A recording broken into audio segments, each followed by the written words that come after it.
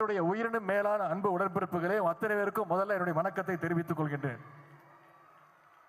நம்முடைய டெல்டா மாவட்டத்தை, குறிப்பாக இந்த ஒருங்கிணைந்த தஞ்சை மாவட்டத்தை திராவிட இயக்கத்துடைய தொட்டில் அனைவரும் சொல்லுவாங்க.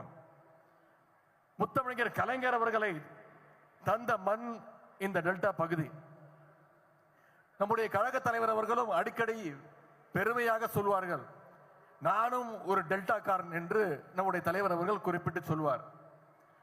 அப்படிப்பட்ட இன்னைக்கு தமிழ் மண்ணில் இன்னைக்கு இந்த வெல்லும் தமிழ் பெண்கள் மகளிர் மாநாடு மிகச்சிறப்பாக எழுச்சியோடு நடைபெற்றிருக்கிறது. இதை சிறப்பாக ஏற்பாடு செய்த கழகத்துடைய பொதுச் செயலாளர் அத்தை கனிமொழி கருணாநிதி அவர்களுக்கும், கழகத்துடைய முதன்மை செயலாளர் அண்ணன் நேரு அவர்களுக்கு முதல்ல என்னுடைய பாராட்டுகள், வாழ்த்துக்கள், என்னுடைய நன்றியை நான் தெரிவித்துக் கொள்கின்றேன். அவர்களோடு சேர்ந்து இந்த மாநாட்டை ஏற்பாடு செய்த டெல்டா பகுதியைச் சேர்ந்த அனைத்து அமைச்சர் பெருமக்கள், மாவட்ட கழக செயலாளர்கள், மகளிரணி நிர்வாகிகள், அனைத்து சகோதரிகளுக்கும் என்னுடைய பாராட்டுக்கள், நன்றியையும் வணக்கத்தையும் நான் தெரிவித்துக் கொள்கின்றேன். மற்ற இயக்கங்கள் எல்லாம் ஒரு வருஷத்துக்கு ஒரு வாட்டி, 2 வருஷத்துக்கு ஒரு வாட்டி மாநாடு நடத்துவாங்க.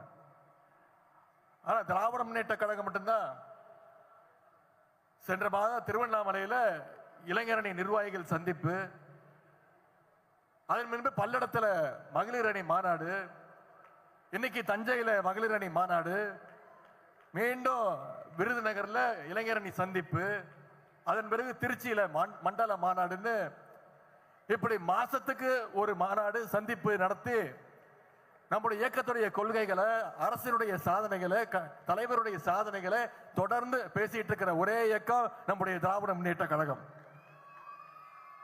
நேற்றைக்கு தான் நம்ம எல்லாரும் மொழிப்போர் தியாகிகளுக்கு வீர வணக்கத்தை செலுத்தினோம்.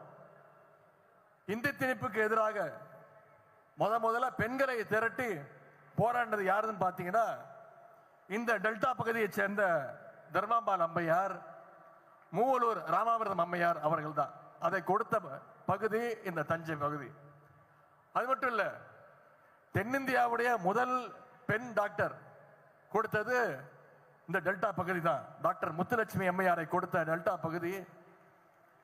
அப்படிப்பட்ட இந்த பகுதி தான் நம்முடைய முத்தமிழர் கலைஞர் அவர்களையும் கொடுத்தது. இந்தியாவிலே முதன்முறையாக பெண்களுக்கு குடும்ப சொத்துல சம உரிமை கொடுத்தது டாக்டர் கலைஞர். இந்தியாவிலே முதன்முறையாக காவல்துறையில பெண்களுக்கு சம வாய்ப்பை ஏற்படுத்தி கொடுத்தவர் டாக்டர் கலைஞர்.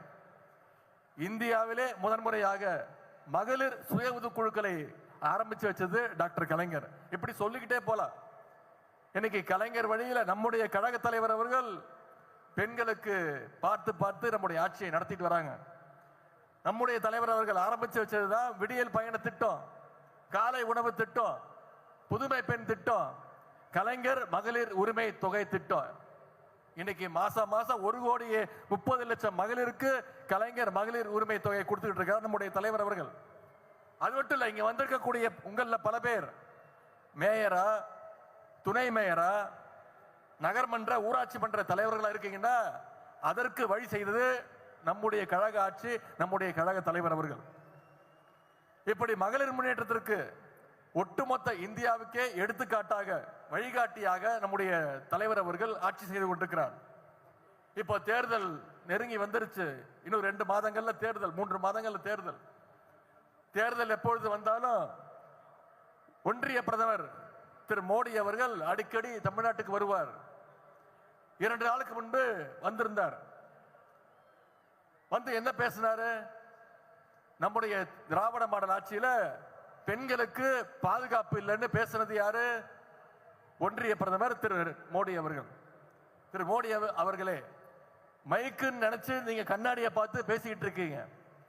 உங்களுக்கு நான் ஞாபகப்படுத்த விரும்புகின்றேன், 2023 இருந்து பாஜக ஆட்சியில் இருக்கக்கூடிய மணிப்பூர்ல மிகப்பெரிய ஒரு கலவரம் நடந்துச்சு. அந்த பெண்களுக்கு நடந்த கொடுமையெல்லாம் இன்னைக்கு நாடே பார்த்துச்சு. ஏராளமான பெண்கள் பாலியல் வன்முறைக்கு ஆளாக்கப்பட்டாங்க. அது மட்டும் இல்ல, பாஜக ஆட்சி சரியில்லை, சட்டம் ஒழுங்கு கெட்டு போச்சுன்னு இன்னைக்கு மணிப்பூர்ல ஆட்சி கலைக்கப்பட்டு 1 வருஷமா குடியரசுத் தலைவர் ஆட்சி நடக்குது மணிப்பூர்ல. 2002ஆம் ஆண்டு இதே பிரதமர் திரு மோடி அவர்கள் குஜராத்துடைய முதலமைச்சராக இருக்கும் பொழுது முஸ்லிம் மக்களுக்கு எதிராக ஒரு மிகப்பெரிய கலவரத்தை ஏற்படுத்தினாங்க. அந்த கலவரத்தில் அதிகமா பாதிக்கப்பட்டது யாருன்னு பார்த்தீங்கன்னா பெண்கள். 5 மாத கர்ப்பிணி பில்கிஸ் பானுவை சங்கி கூட்டம் பாலியல் பலாத்காரம் செஞ்சிச்சு. குடும்பத்தையே கொலை பண்ணாங்க. அந்த கொடூரமான வழக்கில் குற்றவாளிகள் பக்கம் நின்னது பாஜக அரசு. காஷ்மீர்ல ஆசிஃபான்னு ஒரு சிறுமி, உத்தரப்பிரதேச மாநிலம் ஹத்ராஸ் ஒரு கிராமத்தில் இருந்து ஒரு பட்டியலின சிறுமி, இப்படி பல பெண்கள் பாலியல் வன்கொடுமை பண்ணி சங்கிகள் கொலை பண்ணாங்க. அந்த குற்றவாளிகளுக்கு ஆதரவு குரல் கொடுத்த கேடுகட்ட கட்சி தான் பாஜக. இந்தியாவிலேயே பெண்கள் அதிகமா வேலைக்கு போற மாநிலம்னு பாத்தீங்கன்னா நம்முடைய தமிழ்நாடு. அதே மாதிரி இந்தியாவிலேயே பெண்களுக்கு எதிரான குற்றங்கள் அதிகமா நடக்கிற மாநிலங்கள் எதுன்னு எடுத்து பாத்தீங்கன்னா உத்தரப்பிரதேசம், மகாராஷ்டிரா, ராஜஸ்தான், மத்திய பிரதேசம். இந்த 4 மாநிலங்களையும் ஆட்சி செய்து கொண்டிருப்பது பாஜக அரசு. பெண்களுக்கு இவ்வளவு கொடுமைகளை செஞ்சுட்டு தமிழ்நாட்டுக்கு வந்து பெண்கள்கிட்ட வந்து ஓட்டு கேட்கறது வெட்கமா இல்லையா திரு மோடி அவர்கள் என்று உங்களை பார்த்து தமிழ்நாட்டு பெண்கள் கேட்கிறாங்க. இப்படிப்பட்ட பாசிஸ்டுகள் தமிழ்நாட்டுக்குள்ள வந்தாங்கன்னா மகளிருக்கும் பாதுகாப்பு இருக்காது, நம்முடைய மாநிலத்துக்கும் பாதுகாப்பு இருக்காது. இப்ப கூட பெண்களுக்கு பேருதவியா இருக்கக்கூடிய 100 நாள் வேலை வாய்ப்பு திட்டத்தை எப்படியாவது முடக்குறோன்னு ஒன்றிய அரசு முயற்சிக்குது.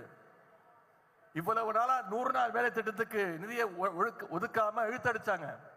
இன்னைக்கு அந்த நிதி சுமைய நம்முடைய மாநில அரசு மேல திணிக்க முயற்சிக்கிறாங்க. இதையும் நம்முடைய முதலமைச்சர் தான் முதல் ஆளா எதிர்த்து குரல் கொடுத்திருக்கிறார்.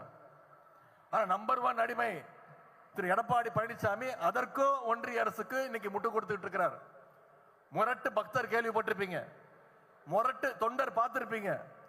ஆனா இன்னைக்கு ஒரு முரட்டு அடிமைய நம்ம கண்ணு முன்னாடி நடத்தி காட்டுறார் திரு எடப்பாடி பழனிசாமி அவர்கள்.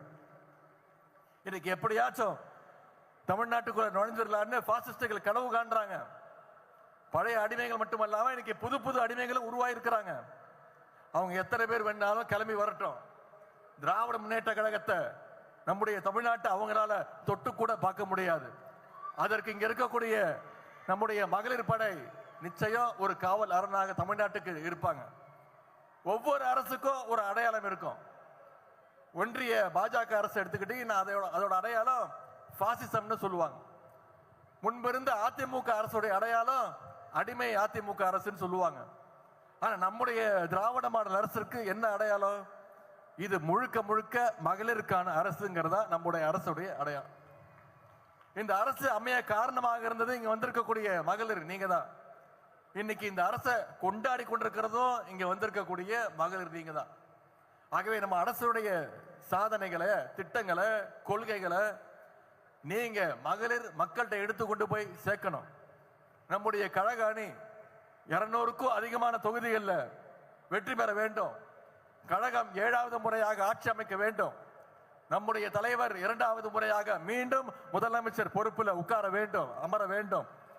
அதற்கு இங்க வந்திருக்கக்கூடிய மகளிர் நீங்க அடுத்த 80 நாட்களுக்கு நீங்க தேர்தல் பிரச்சார களத்தில் இறங்கி உங்களுடைய தேர்தல் பிரச்சாரத்தை நீங்கள் இன்னும் அதிகமாக வேகமாக நீங்கள் செய்ய வேண்டும் என்று கேட்டுக்கொண்டு ஒவ்வொருத்தரும் அயராது உழைக்க வேண்டும். நம்முடைய திராவிட மாடல் பார்ட் 2 அதற்கு மக்கள் ரெடி ஆயிட்டாங்க. நம்முடைய முதலமைச்சர் தலைவர்கள் சொன்னது போல நாம தான் மீண்டும் வெல்வோம், நாம தான் மீண்டும் வருவோம் என்று கூறி உங்க அத்தனை பேருக்கும் மீண்டும் என்னுடைய வாழ்த்துக்களை கூறி நம்முடைய தலைவருடைய ஆட்சி தொடரட்டும். தமிழ் பெண்கள்